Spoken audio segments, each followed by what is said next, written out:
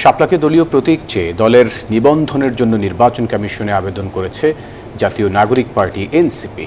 দলের আহ্বায়ক নাহিদ ইসলাম, সদস্য সচিব আক্তার হোসেন সহ শীর্ষ নেতারা কমিশনে গিয়ে আবেদন জমা দেন। আর দলের মুখ্য সমন্বয়ক নাসির উদ্দিন পাটোয়ারি বলেন, আগামী নির্বাচনে 400 আসনের মধ্যে 300 আসনে জয়ী হবে তাদের দল। দল গঠনের 4 মাস পর নিবন্ধনের জন্য রোববার ইসিতে আসেন জাতীয় নাগরিক পার্টি এনসিপি। নিবন্ধনের শর্ত অনুযায়ী 25টি জেলা, 105টি উপজেলার কমিটি ও সমর্থকদের বিস্তারিত ইসিতে জমা দেন তারা। দলের সদস্য সচিব আক্তার হোসেন জানান, দল নিবন্ধনের সব শর্ত পূরণ করে ইসিতে আবেদন করেছে তারা। বলেন, 3টি প্রতীকের জন্য আবেদন করলেও শাপলাকে দলীয় প্রতীক হিসেবে চায় তারা। জনগণের পক্ষের শক্তি হিসেবে অভ্যুত্থানকে ধারণ করে বাংলাদেশে যে নতুন রাজনীতি চর্চা করতে চেয়েছে, সেই রাজনীতির ডাকে সাড়া দিয়ে সারা দেশের মানুষের এনসিপির সঙ্গে যুক্ত হয়েছেন। তাদের সকলের সদস্য ফর্মগুলো, আমাদের কমিটিগুলো, সম্পূর্ণ ডকুমেন্টস আমরা আজকে জাতীয় নাগরিক পার্টির পক্ষ থেকে নির্বাচন কমিশনে এগুলো আমরা দাখিল করছি।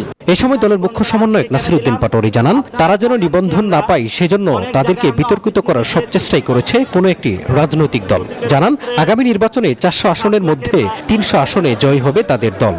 আগামীতে সংস্কার বা ঐক্যবাদ কমিশনের 400 আসনের মধ্যে 300 আসন এনসিপির ঘরে থাকবে ইনশাল্লাহ।